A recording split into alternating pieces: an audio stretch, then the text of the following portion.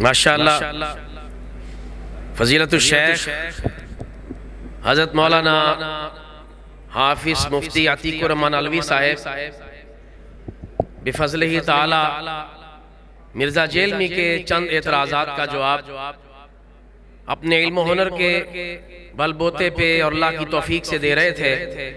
دعا ہے کہ اللہ تعالیٰ مسلمانوں کو ہر قسم کے الہات سے اور ہر قسم کے فتنے سے محفوظ فرمائے۔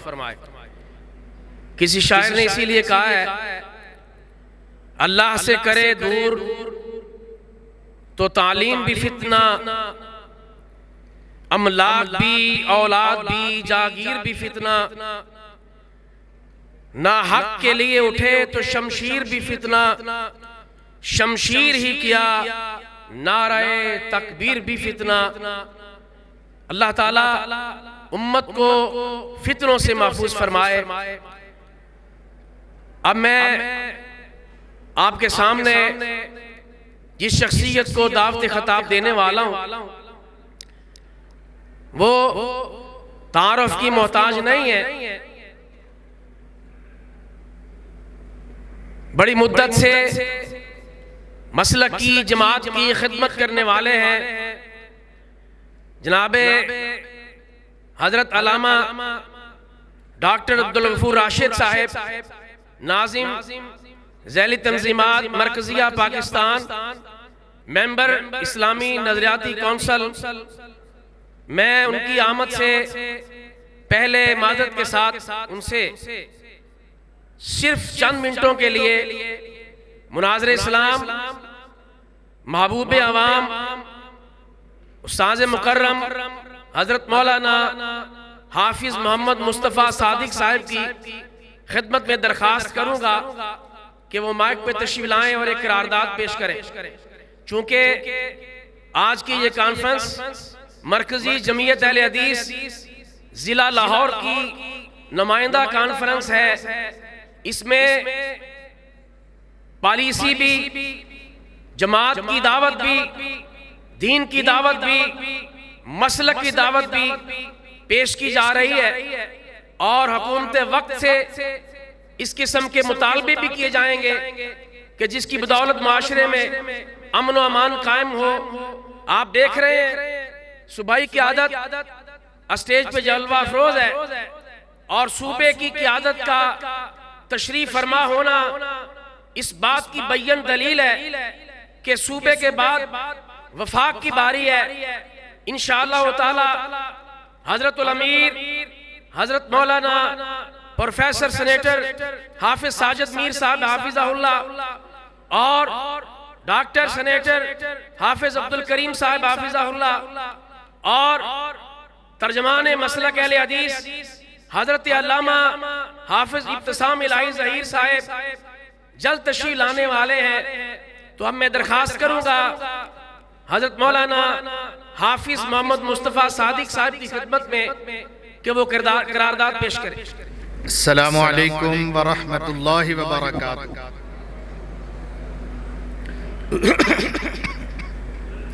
نحمده ونصلی علی رسولہ الکریم، اما بعد۔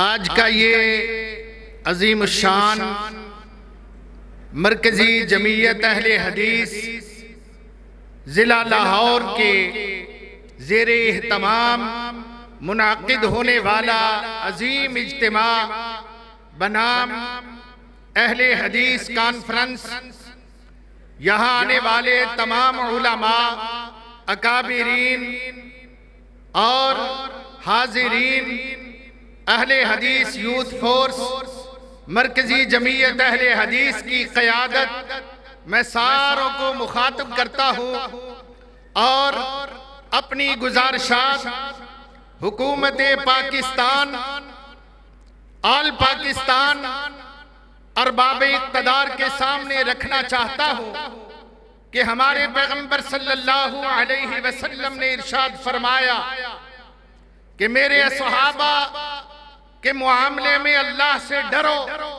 اپنی زبان کو روک لو، چاہے ان کی کوئی آپ کے سامنے غلطی نظر آئے، بتقاضائے بشریت، تو اس پر آپ نے زبان نہیں کھولنی۔ من احبہم فبحبی احبہم ومن ابغضہم فببغضی ابغضہم۔ جس نے میرے صحابہ سے محبت کی وہ سمجھ لے اس نے محمد الرسول اللہ سے محبت کی۔ جس نے صحابہ کے بارے میں زبان درازی کی اور دل میں بغض رکھا اس نے میری وجہ سے بغض رکھا۔ اتنی تمہیدی گفتگو کے بعد میں قرارداد پیش کرتا ہوں جو ہم سب اس کے اندر شامل و شریک ہوں گے۔ آپ نے اس کی تائید آخر میں کرنی ہے۔ یہ قرارداد ہے دفاع صحابہ، کہو رضوان اللہ علیہم اجمعین۔ اس سلسلے میں حاضرین صحابہ کرام رضوان اللہ علیہم اجمعین وہ نفوس قدسیہ ہے جو رسول اکرم صلی اللہ علیہ وسلم کے تربیت یافتہ اور ساری امت مسلمہ کے محسنین ہیں، کیونکہ انہی کی بدولت ہم تک اسلام پہنچا ہے۔ اور انہوں نے صرف اسلام ہی نہیں پہنچایا بلکہ اس کی عملی صورتیں پیش کر کے ہمیں اس پر عمل کرنا بھی سکھایا ہے۔ یہی وجہ ہے کہ اللہ تعالی نے ان کے ایمان کو ہمارے لیے معیار ہدایت قرار دیتے ہوئے ارشاد فرمایا فَإِنْ آمَنُوا بِمِثْلِ مَا آمَنْتُمْ بِهِ فَقَدْ اهْتَدَوْا کہ کائنات والو سن لو، اگر تم بعد میں آنے والے اپنا ایمان صحابہ کے معیار ایمان پر رکھو گے اور وہ مجھے پورا اترتا ہوا دکھائی دے گا تو تمہارا ایمان قبول ہوگا اور تمہیں ہدایت سے سرفراز بھی کروں گا۔ اور پھر انہی بزرگ شخصیات کی دین کی خاطر قربانیوں کی وجہ سے اللہ تعالیٰ نے ان کے لیے اپنی رضا کا اظہار کرتے ہوئے بابانگے دہل رہتی دنیا تک قرآن کی زینت بنا دیا۔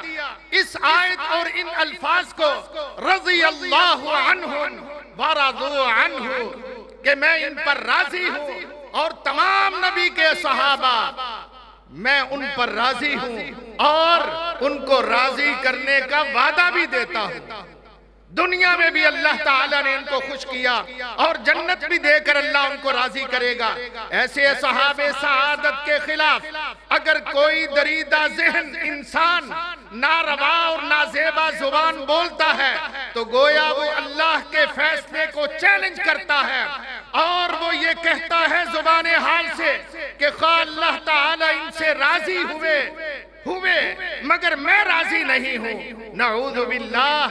پوری امت مسلمہ کے جو محسنین ہیں ان کے بارے میں ایک اسلامی ریاست کے اندر بد زبانی کرے تو اس کی سخت سے سخت سزا ہونی چاہیے۔ ہم مطالبہ کرتے ہیں، آپ کو مطالبہ منظور ہے؟ جزاکم اللہ۔ جن کے ایمان کو ہمارے لیے رب تعالیٰ نے معیار ہدایت بنایا ہے، اگر انہی کی ذات اور اعمال کو مشکوک بنانے کی ناپاک کوشش کی جائے گی تو پھر دین کی حرمت، دین کی عصمت کی بقا کے لیے ضامن کون سی چیز رہ جائے گی؟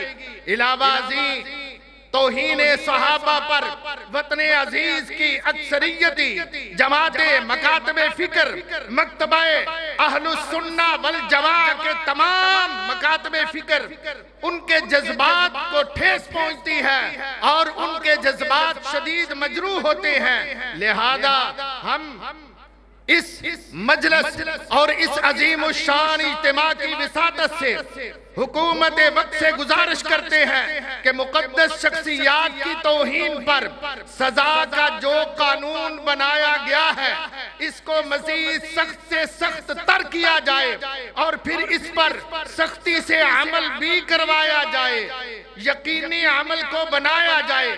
اس بارے میں ارباب اختیار اور ارباب اقتدار کی کوتاہی ملک میں بد امنی کا باعث بن سکتی ہے۔ لہذا ہم مطالبہ کرتے ہیں کہ قرارداد کو ترجیحی بنیادوں پر قبول اور منظور کیا جائے۔